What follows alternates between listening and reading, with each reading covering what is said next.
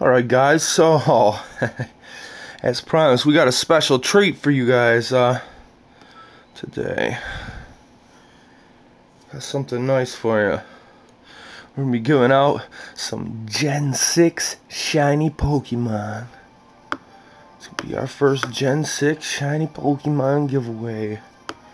And I'm gonna be doing a variety of Gen 6 Pokies and send them bitches over Wonder Trade.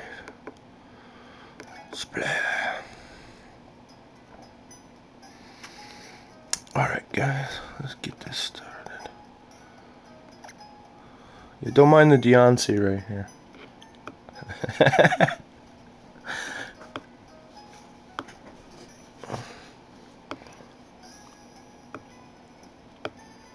Alright, let's get this connected. There we go.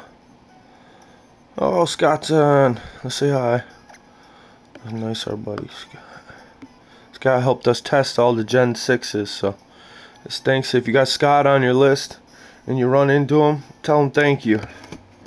Scott's going to help test all these Gen 6s.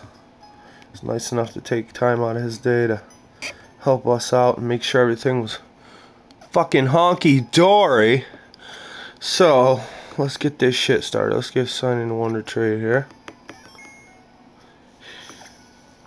And then the first thing we're going to Wonder Trade today is level 15 shiny Deontay. Now, I'm fucking with you. I'm completely fucking with you. Alright. So let's get started here. First, we're going to let them know we're a Gen 6 shiny hunter over here. Bam! Shiny Flores. Gone. Alright guys, you're going to see some bad-assery in today's video as far as the Pokemon going out. So make sure to watch. There's going to be a lot of badass ones. Meanwhile, little fucking Charlie Murphy. That fucking Rick James shit started out from a lunch table conversation. For real, a lunch table conversation. We sitting at the table eating and I was like, yeah, then I did this, then I did that, then I did this, then I did that. And Dave was looking at me, he was like, wow, man.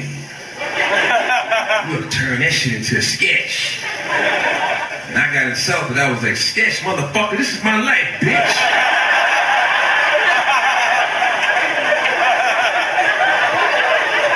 Fuck you mean turn my life into a sketch, nigga? Then they kept talking to me and eventually they convinced me that yes, my life is a sketch.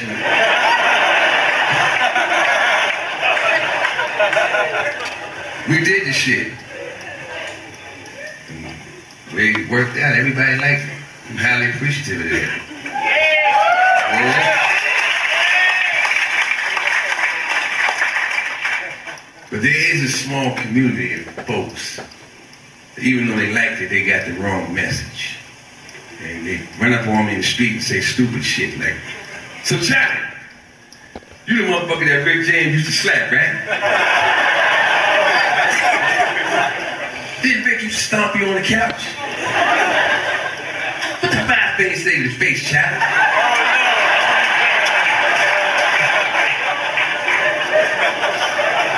Dumb shit. What's wrong with you? Oh, look, nigga, don't act fly, motherfucker. I seen all this shit on the Dave Shipper show. Dave Shipper show. I got to talk about this shit. The Rick James sketch wasn't about me and Rick slapping each other. It wasn't about fighting. It was about camaraderie. It's about love. It's about two young brothers, you know, fueled on chemicals. Enjoying life. Fuck wrong with that? It's just a slice of Americana. I mean, all across the nation, young people get together on college campuses. Fueled on chemicals.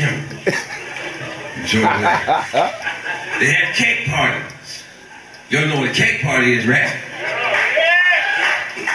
Well, what happens at a cake party? Young people get together and they drink, and they drink, and they drink, and they drink, sometime during the course of the night, somebody poses for a photograph with balls in their mouth. Call it teabagging, right?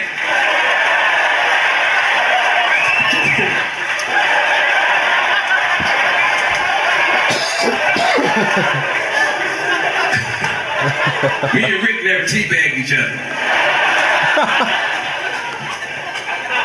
We was real tight.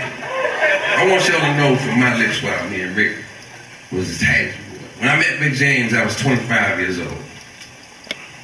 Just getting out of the Navy, and up until that point in my life, I was unsuccessful at getting a woman to give me a blowjob.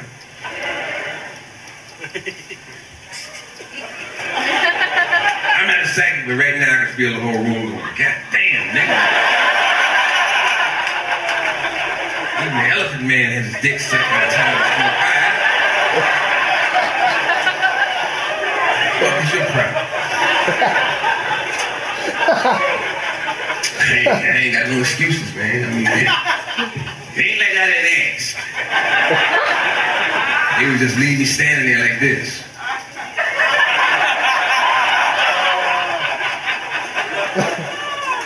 What's wrong, baby? My dick stank?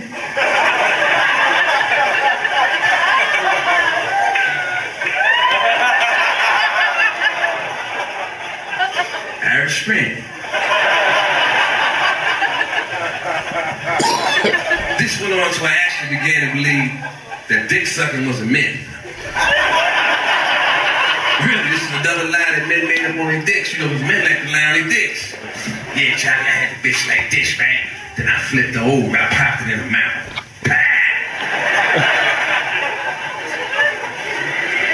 You expect me to believe that?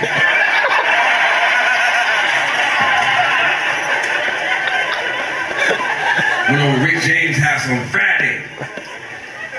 Never had my dick sucked. By Monday, I read the training manual. What the fuck is with the goddamn internet? Come on, Nintendo. Access to total excess. You can do whatever the fuck you want over there, as much as you want. It's incredible. Well, a couple of times I was like, I got scared. I was like, yo, Rick, man, retarded sometimes. You went too fucking far this time. That motherfucker will look me right in the let's see if the network like can handle There's it. no such place. Oh shit.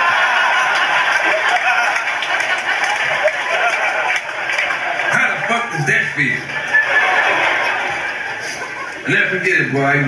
Y'all seen Cribs on TV before, right? His house is flat in any house they ever profiled on Cribs. To me. Shit was balling. I walked in the front door, never forget that. Find me a partner, Nintendo. Right to there the we go. Was the living room. In the living room, he had a 16 feet deep swimming pool.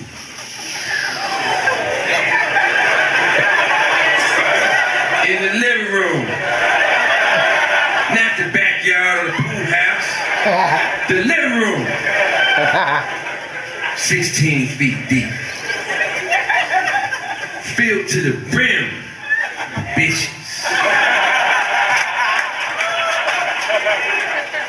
And the best feature was it wasn't a drop of water in the whole fucking pool.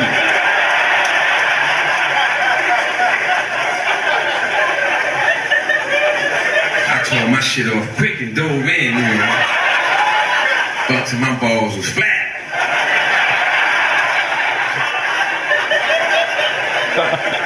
I didn't mean that to be funny. That don't sound painful to the guy. But till my balls was flat. Flat balls is painful, guys. Think about it. You obviously never heard of ball collapse. Ball collapse is real. Let me explain to you how it works. When a man ejaculates, the human body holds back a little something to maintain the spherical shape of the ball. The ball is round because it is inflated with something. You shoot it all out, create a vacuum, thus we have ball collapse.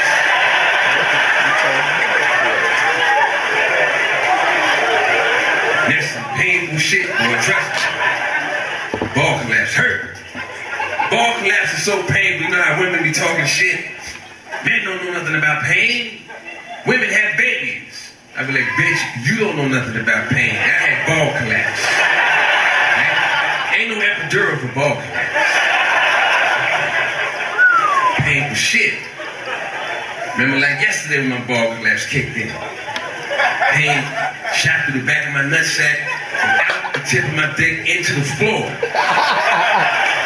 I pissed the bolt of lightning. My brain says, run, nigga, run! Tried to bolt off and shit, but it's paralyzed from the waist down. So right there on the spot, I had to pull my pants down and see what the fuck was going on. Pull my pants down. My dick was fine. But my balls looked like a black potato chip.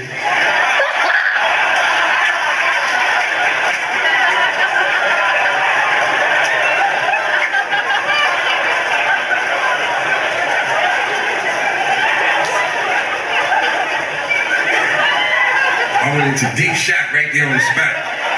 You see some shit like that, that's horrifying, you know, just to see that.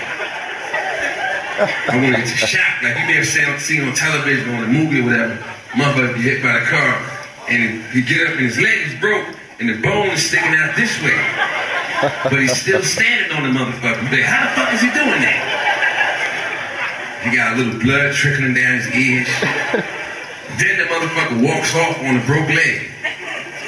Where you going? I'm going home, motherfucker. Shit.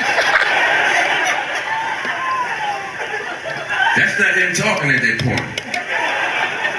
The body has taken over. The body's like, hey, you know something, motherfucker? You some fucked up quarterback. Look at you, got the bone sticking out the leg and shit. Got blood trickling out your ear. I'm gonna pump a little adrenaline to the body and we're gonna get the fuck out of here. When my ball collapse kicked in, my body was like, hey, Chop, you's a fucked up quarterback, nigga. Look at you, got your balls looking like you slammed them in the car door or some shit. Come on, Nintendo. Boy, network must be busy. I'm gonna pump a little adrenaline and we gonna get They are the fuck fucking out. tarding out on us. We ain't going to the hospital either. Come on. We going to Mama's Fuck you. house.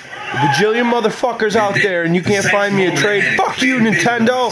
Fuck you, Nintendo. So, showing my mom. Fuck my you. balls, like, Motherfuckers. You fucking find me. You find a home for my goddamn Pangoro right the fuck now. What do you mean, no? You find him a home, Nintendo. Fuck are you doing? I had a burning desire to do that shit. I couldn't leave because it was a blizzard up in Buffalo. We snowed fucking. Fucking around, that's right. Send that bitch to Isaac. Now I'm walking around Rick James' house, moping and shit, depressed, which was a no-no because at Rick James' Fucking Nintendo's house, acting up today. was on some Network. pressure. I'm like an asshole today. Network is. I was like, fuck celebrating, motherfucker. My balls is flat. My balls is Fuck flat. Walking around moping. Rick James seen me. Became enraged. Anybody that ever seen Rick James off stage know what I'm getting ready to tell you is the truth. Rick James couldn't stand still in one spot. And when he did, his legs would just involuntarily keep dancing like this.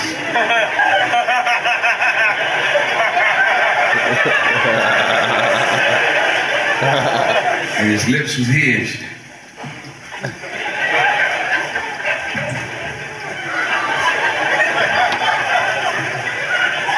Darkness.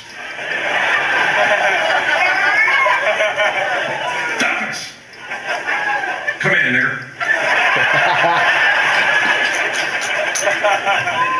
Look at that, nigga. You so motherfucking black. Every time you move, it's like the night just jumped.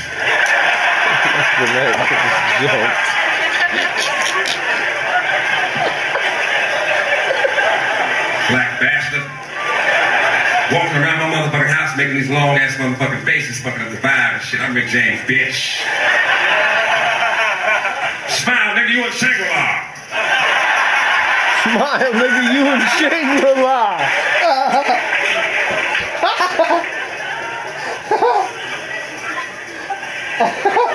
Shangri-La.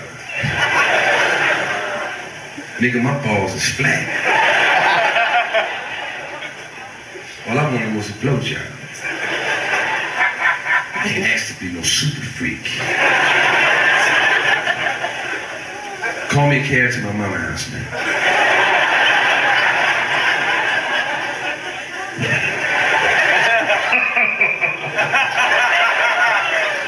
What's wrong, Charlie? Something from a little case of ball collapse. Fuck, you think you're the first motherfucker to come up here and get ball collapse?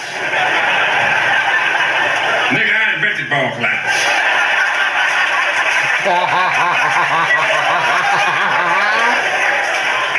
I knew it was you was reading the medical journal. I seen he was turning the page of ball collapse. You should have read the whole article, dummy, and I told you Rick James. First you're calling a case of ball collapse. If you'd have read further, they told you Rick James. First cured case of ball collapse. That's right, black man, I know the cure. It's called ball refill. Ball refill.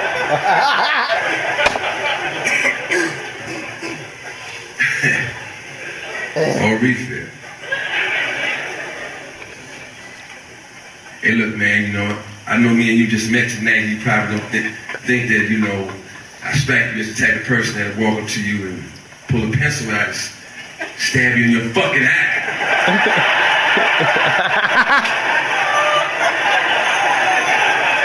I don't want to hear about no goddamn ball refill, nigga. Call me a cab to my mama's house.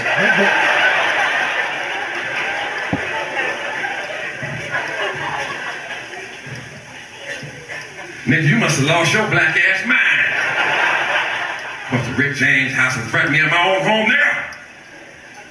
I would have security come up here and beat the black off here. It'll probably take too goddamn long.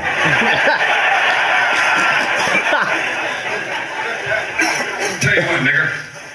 I'm gonna prove to you there's such thing as ball refill. Watch this.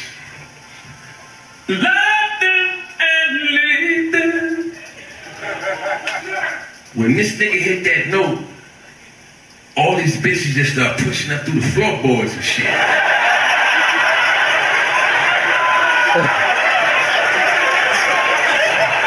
Rushing down the stairs, just fill the fucking room up. See, up to that point, I thought I had fucked every woman up there at least 4 times. I ain't recognized none of these women. It was all boots off. They was all gorgeous. Level 85 female fur proud. Looking at her. Miraculously, my balls re-inflated. Then Rick James did like this. Behold, ball refill. Behold, ball refill. And then the young big trick.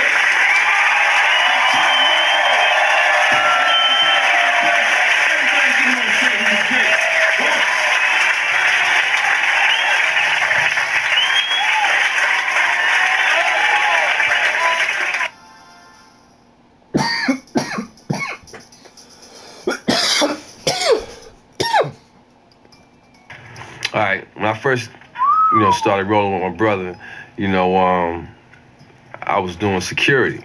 I was in charge of security back then, and I was real proud, to what my brother had accomplished, because I remember the old days before any of this happened.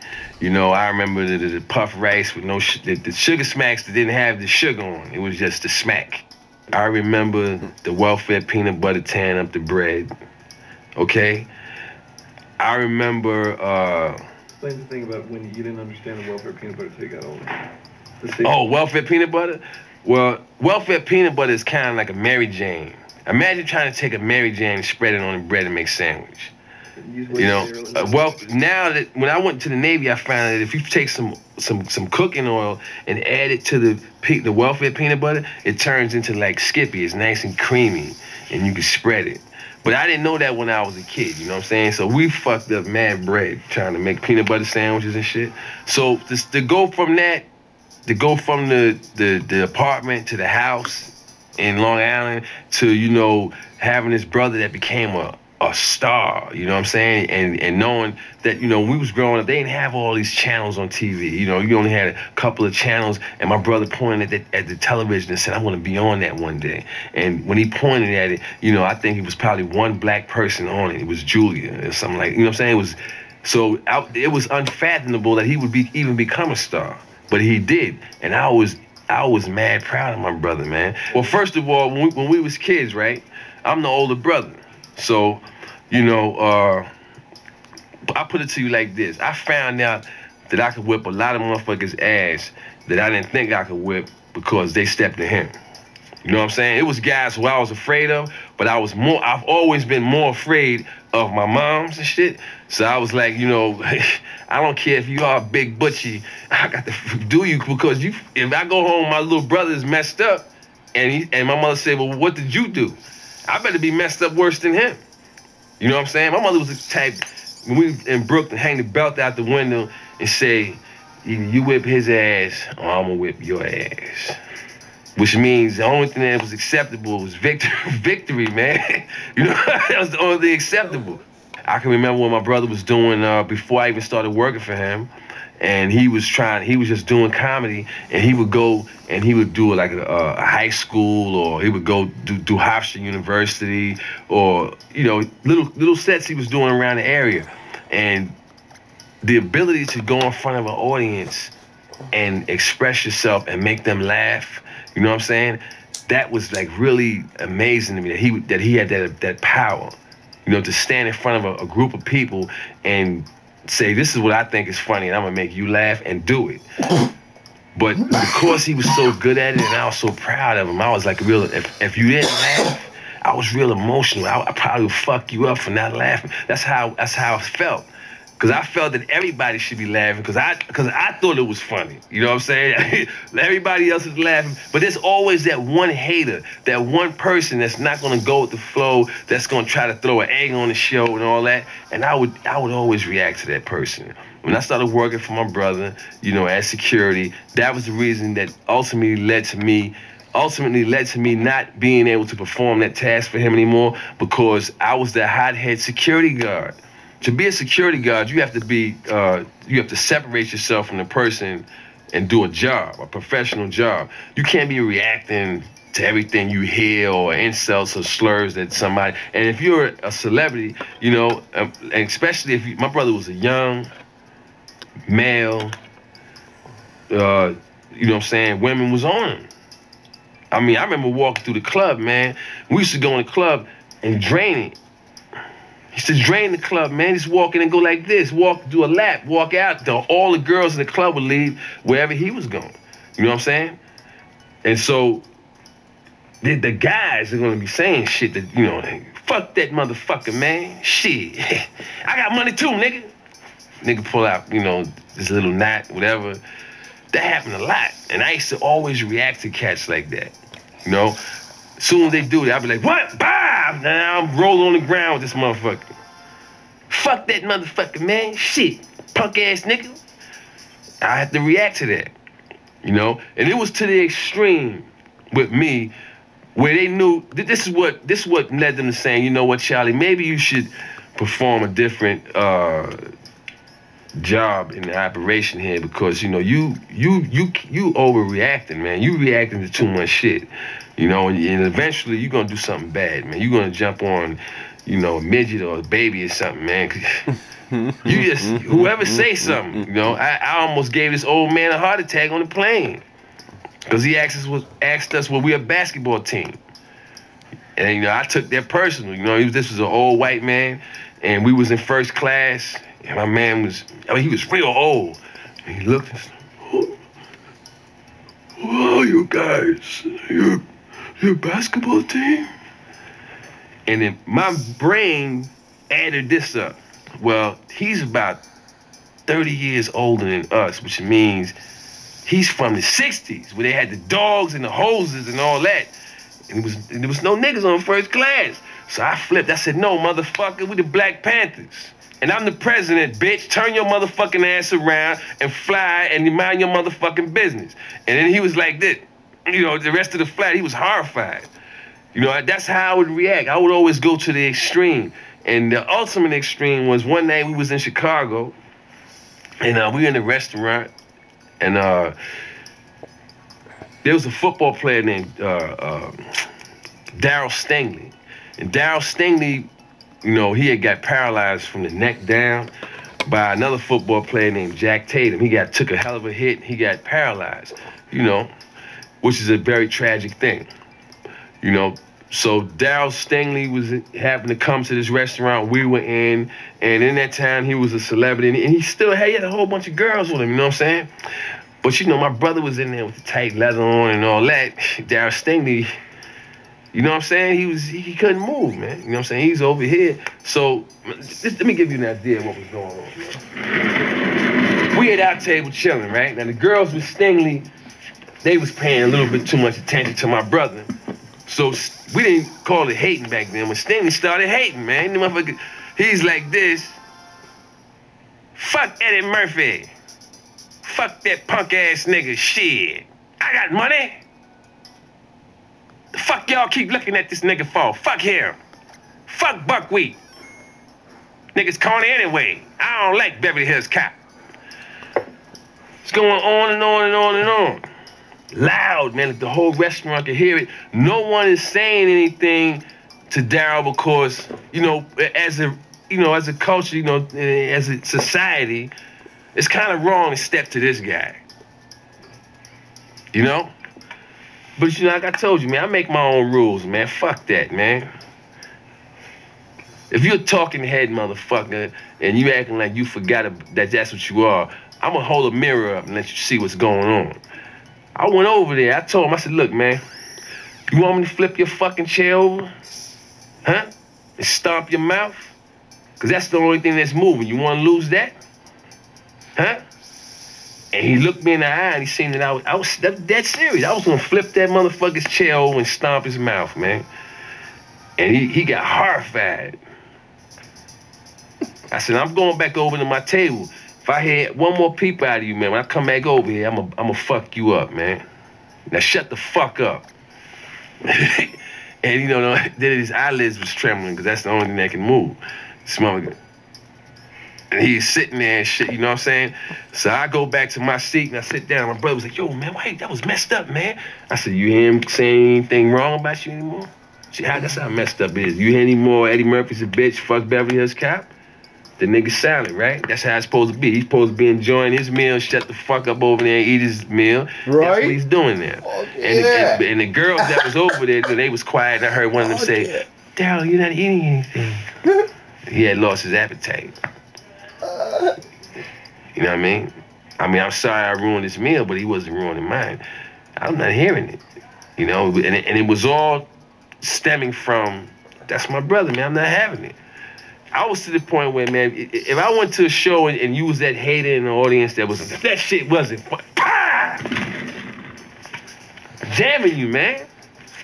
Because the shit was funny. You know, if it's 10,000 people laughing and you that one joker that want to try to squeeze lemon, fuck you. I don't even want you to be here. And I took it as a personal crusade until they was like, you know what, you're a little overzealous with the way you're performing your job. So that was how I ended up not doing that no more, man.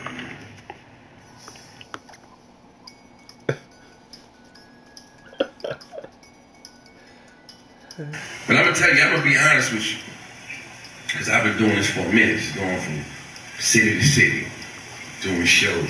All right, guys. But the traveling part, that'll be today's video. Some Gen 6 shiny giveaway. Yeah, because you know the state of the. We'll be sending these fuckers out. I got like 8-9 boxes of them now. They will clone whole boxes. We're gonna be sending out more than ever. So yeah, XYHAX.blogspot.com. That's XYHAX.blogspot.com. Come on over. Hit up the chat box if Vedacos X Miss Quistis is on. That's my Y cartridge and my X cartridge. If I'm on either one of those names, I'll be ready to do some trades. So Alright, thanks for watching, you guys. Take care.